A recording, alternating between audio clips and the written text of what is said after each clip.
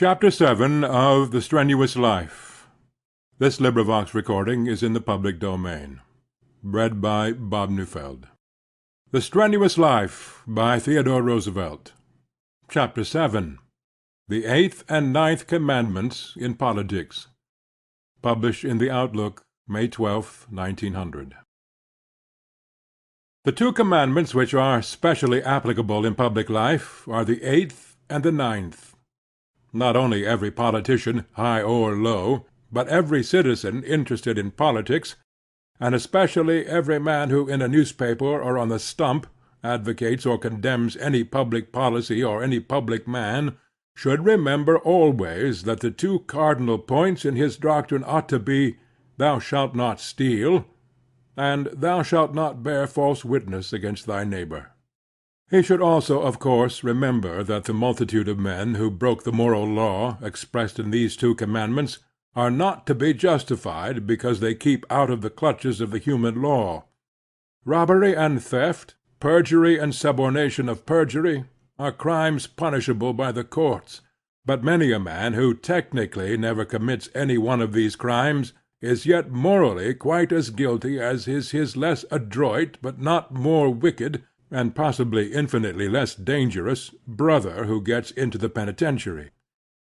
As regards the eighth commandment, while the remark of one of the founders of our government, that the whole art of politics consists in being honest, is an overstatement, it remains true that absolute honesty is what Cromwell would have called a fundamental of healthy political life. We can afford to differ on the currency, the tariff, and foreign policy, but we cannot afford to differ on the question of honesty if we expect our public permanently to endure. No community is healthy where it is ever necessary to distinguish one politician among his fellows because he is honest. Honesty is not so much a credit as an absolute prerequisite to efficient service in the public. Unless a man is honest, we have no right to keep him in public life. It matters not how brilliant his capacity, it hardly matters how great his power of doing good service on certain lines may be. Probably very few men will disagree with this statement in the abstract, yet in the concrete there is much wavering about it. The number of public servants who actually take bribes is not very numerous, outside of certain well-known centers of festering corruption, but the temptation to be dishonest often comes in insidious ways.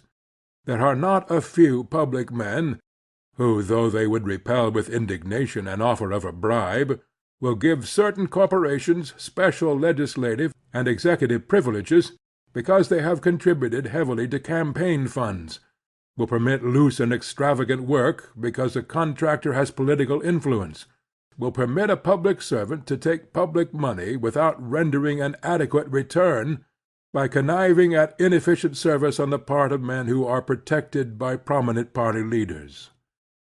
Various degrees of moral guilt are involved in the multitudinous actions of this kind, but, after all, directly or indirectly, every such case comes dangerously near the border-line of the commandment which, in forbidding theft, certainly by implication forbids the connivance at theft or the failure to punish it. One of the favorite schemes of reformers is to devise some method by which big corporations can be prevented from making heavy subscriptions to campaign funds, and thereby acquiring improper influence. But the best way to prevent them from making contributions for improper purposes is simply to elect as public servants, not professional denouncers of corporations, for such men are in practice usually their most servile tools, but men who say and mean that they will neither be for nor against corporations; that on the one hand they will not be frightened from doing them justice by popular clamor, and on the other hand led by any interest whatsoever into doing them more than justice. At the Anti-Trust Conference last summer, Mr. Bryan commented, with a sneer, on the fact that of course New York would not pass a law prohibiting contributions by corporations. He was right in thinking that New York, while it retains rational civic habits, will not pass ridiculous legislation which cannot be made effective, and which is merely intended to deceive during the campaign the voters least capable of thought. But there will not be the slightest need for such legislation if only the public spirit is sufficiently healthy, sufficiently removed alike from corruption and from demagogy, to see that each corporation receives its exact rights and nothing more. And this is exactly what is now being done in New York by men whom dishonest corporations dread 100 times more than they dread the demagogic agitators who are a terror merely to honest corporations. It is, of course, not enough that a public official should be honest. No amount of honesty will avail if he is not also brave and wise. The weakling and the coward cannot be saved by honesty alone. But without honesty, the brave and able man is merely a civic wild beast who should be hunted down by every lover of righteousness. No man who is corrupt, no man who condones corruption in others, can possibly do his duty by the community. When this truth is accepted as axiomatic in our politics, then, and not till then, shall we see such a moral uplifting of the people as will render, for instance, Tammany rule in New York, as Tammany rule now is, no more possible than it would be possible to revive the robber baronage of the Middle Ages.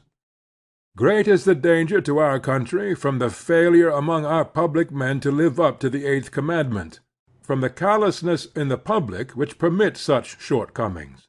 Yet it is not exaggeration to say that the danger is quite as great from those who year in and year out violate the ninth commandment by bearing false witness against the honest man, and who thereby degrade him and elevate the dishonest man until they are both on the same level. The public is quite as much harmed in the one case as in the other, by the one set of wrong-doers as by the other. Liar is just as ugly a word as thief, because it implies the presence of just as ugly a sin in one case as in the other. If a man lies under oath, or procures the lie of another under oath, if he perjures himself or suborns perjury, he is guilty under the statute law. Under the higher law, under the great law of morality and righteousness, he is precisely as guilty if instead of lying in a court he lies in a newspaper or on the stump, or in all probability the evil effects of his conduct are infinitely more widespread and more pernicious. The difference between perjury and mendacity is not in the least one of morals or ethics. It is simply one of legal forms. The same man may break both commandments, or one group of men may be tempted to break one and another group of men the other. In our civic life the worst offenders against the law of honesty owe no small part of their immunity to those who sin against the law by bearing false witness against their honest neighbors. The sin is, of course, peculiarly revolting when coupled with hypocrisy, when it is committed in the name of morality. Few politicians do as much harm as the newspaper editor, the clergyman, or the lay reformer, who, day in and day out, by virulent and untruthful invective aimed at the upholders of honesty, weakens them for the benefit of the frankly vicious. We need fearless criticism of dishonest men and of honest men on any point where they go wrong. But even more do we need criticism which shall be truthful both in what it says and in what it leaves unsaid, truthful in words, and truthful in the impression it designs to leave upon the readers' or hearers' minds. We need absolute honesty in public life, and we shall not get it until we remember that truth-telling must go hand in hand with it, and that it is quite as important not to tell an untruth about a decent man as it is to tell the truth about one who is not decent. End of chapter 7.